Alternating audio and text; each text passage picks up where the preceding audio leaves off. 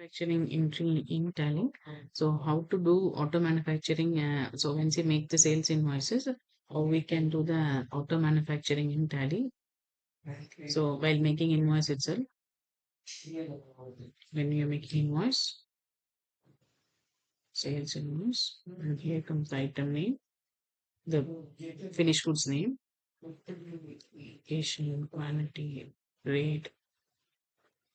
So automatically here comes the manufacturing. If you want to give manufacturing yes.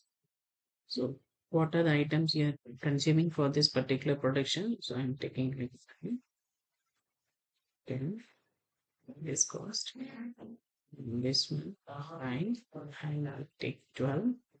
So the effective rate is 22 dirham. Total cost will be 110. It is also issued in the front screen of the entry for visibility. So while making invoice, once you save the invoice, automatically the backend it will be stored the stock journal to conversion of the rate. I'll just go to day book and I'll see the manufacturing journal.